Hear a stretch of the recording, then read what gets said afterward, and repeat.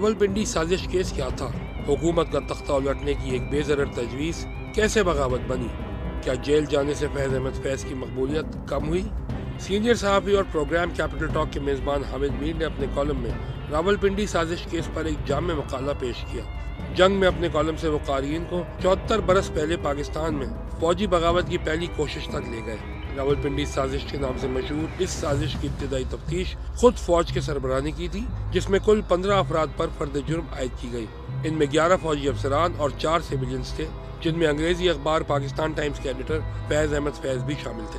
حامد میر لکھتے ہیں کہ اس مقدمے کا پس منظر اور پیش منظر پاکستانی سیاست کے طالب علموں کے لیے بڑا اہم ہے۔ جس جنرل ایوب خان اور سیکرٹری دفاع اسکندر مرزا نے اس سازش کی خود تفتیش کی، چند سال کے بعد ان دونوں نے مل کر پاکستان میں پہلا مارشل لاء نافذ کیا۔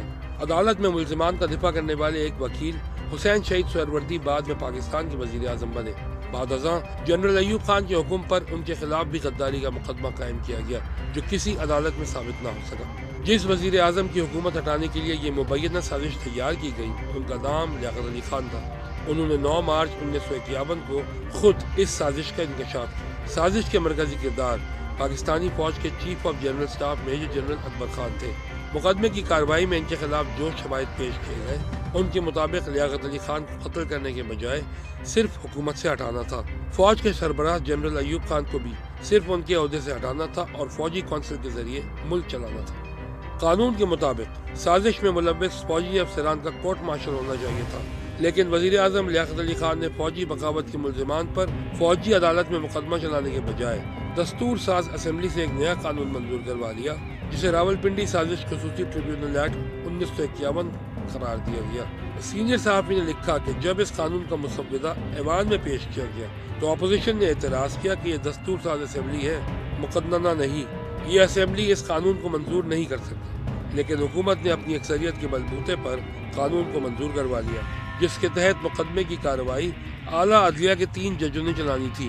سوال پیدا ہوا کہ فوجی بغاوت کے ملزمان پر فوجی عدالت میں مقدمہ کیوں نہیں چلایا جا رہا؟ وزیر اعظم لیاقت علی خان کے پاس اس کا کوئی تسلی بخش جواب نہیں تھا۔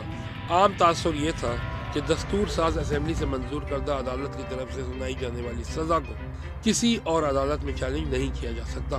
خصوصی ٹریبیونل میں مقدمے کی سماعت جاری تھی کہ وزیر اعظم لیاقت علی خان کو راولپنڈی میں ایک جلسے کے دوران قتل کر دیا گیا۔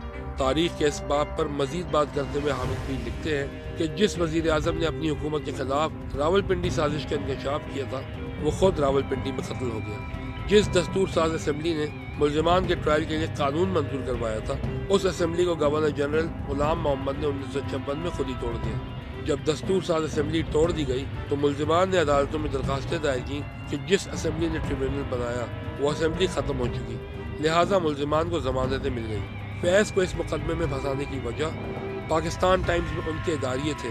گرفتاری نے فیض صاحب کے مقام اور مرتبے کو کم کرنے کے بجائے اس میں مزید اضافہ کر دیا۔ پاکستان کی تاریخ پر افسردگی کا اظہار کرتے ہوئے آخر میں حامد میر لکھتے ہیں کہ غیر ملکی سازشوں کا شور مچانے والی حکومتیں دراصل خود کسی نہ کسی سازش کا حصہ بنتی ہیں، اور جو اسمبلیاں مخالفین کو سزا دلوانے کے لیے قانون بناتی ہیں، وہ اپنا تحفظ خود بھی نہیں کرتا۔